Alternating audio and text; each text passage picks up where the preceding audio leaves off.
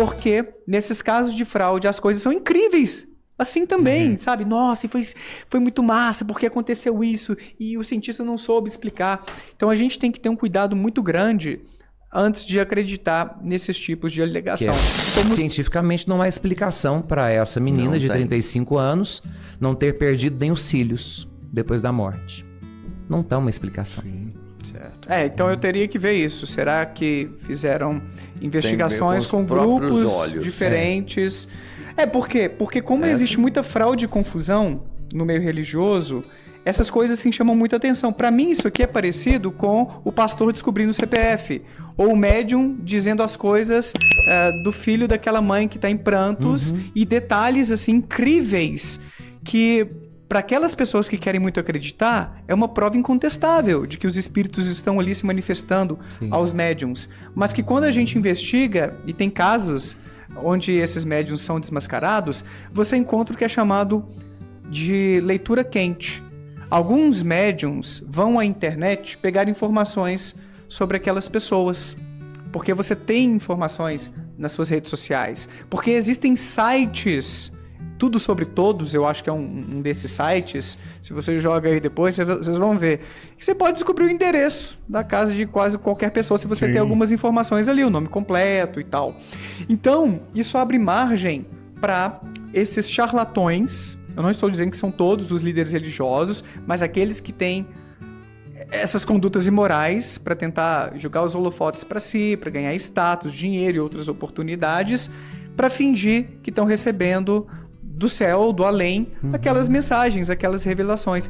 Então tem casos onde vários desses líderes foram desmascarados por céticos que investigaram, por autoridades.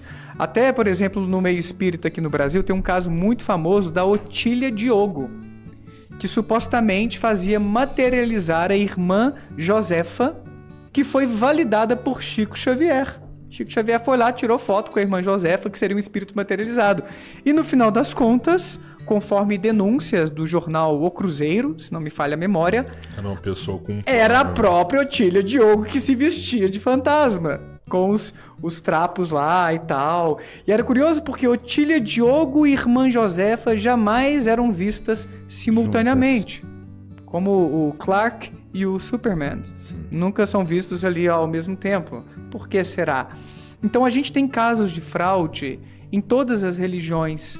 E não seria diferente na Igreja Católica. E não significa... Eu vou só te dar um exemplo aqui para mostrar para vocês porque é importante a gente ser cético. Não significa que casos como esse não possam ser fraudes porque passaram por um escrutínio de uma equipe de médicos ou especialistas que falaram que, olha, isso aqui é incrível, a gente não consegue explicar.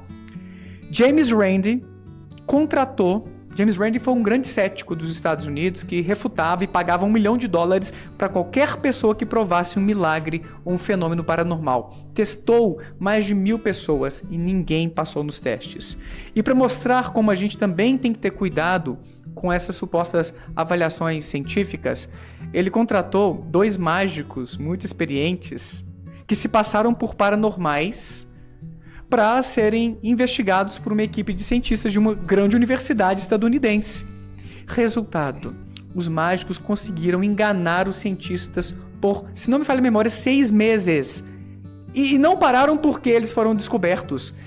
Acabou o experimento, falaram: nós não somos paranormais, nós estamos usando truques para enganar vocês, como se a gente tivesse todos esses dons aqui. Então, mágicos e outras pessoas também podem desenvolver truques, formas muito inovadoras de enganar, de fraudar, de parecer que estão recebendo informações do além ou de um poder psíquico. Então a gente não pode subestimar o mau caratismo. As fraudes, elas existem em todas as religiões e eu não tenho por que simplesmente ver, nossa, que relato fantástico e tal, e acreditar que as coisas ocorreram exatamente da forma como vocês estão relatando. Porque nesses casos de fraude as coisas são incríveis. Assim também, sabe? Nossa, e foi muito massa porque aconteceu isso e o cientista não soube explicar.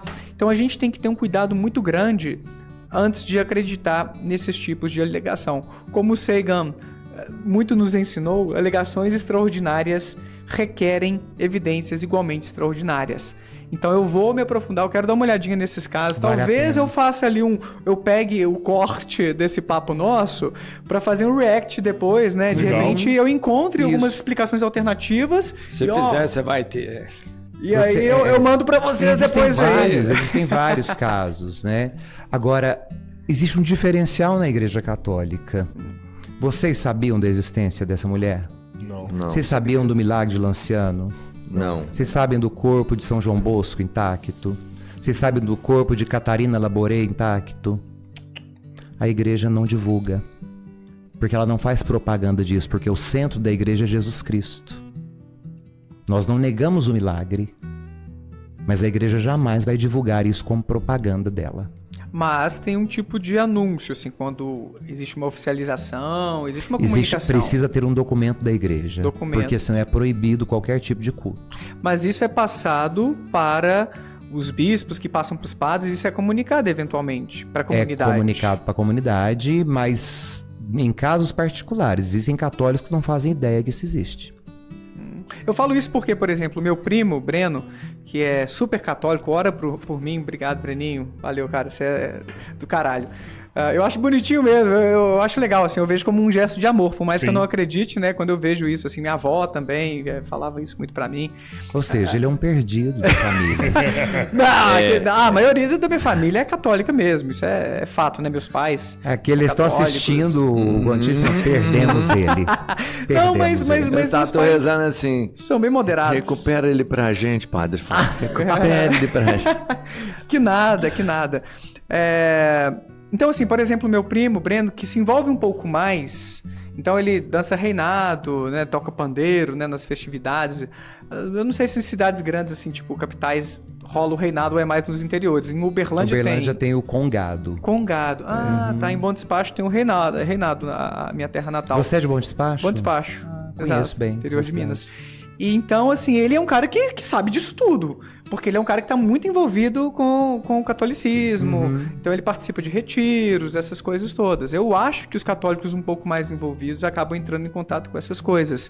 Mas eu entendo o seu ponto, que não está havendo todo um proselitismo em cima disso. Tipo, Jornal Nacional, vamos divulgar aí, né? Não tem uma coisa... nem num culto.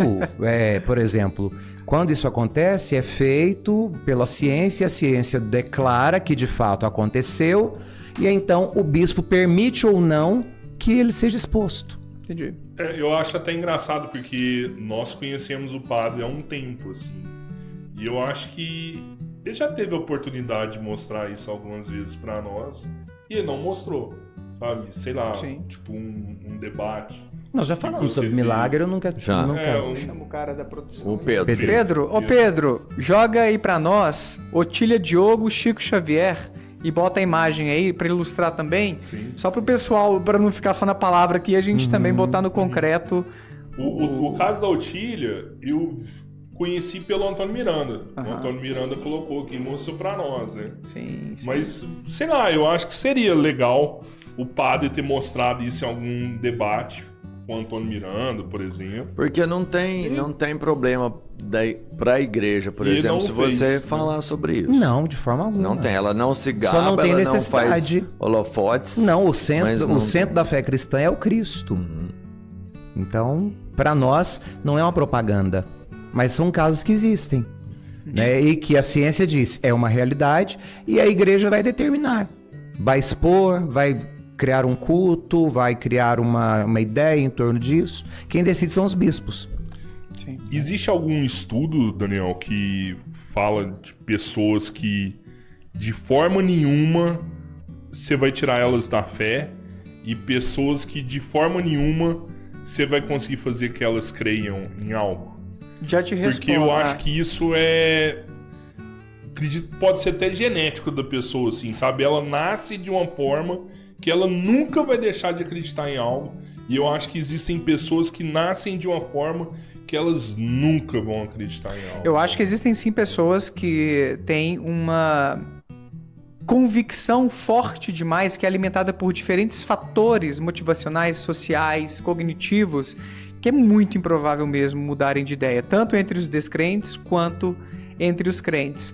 Mas eu não sei te dizer, assim, que teve um estudo que encontrou X, Y, Z. Mas tá aí um bom tema. Na próxima vinda minha, quem sabe eu já tenho uma resposta mais concreta. Essa mulher saber que ela não tá morta pra ver. Agora, esse cara aqui, ele interpretava bem.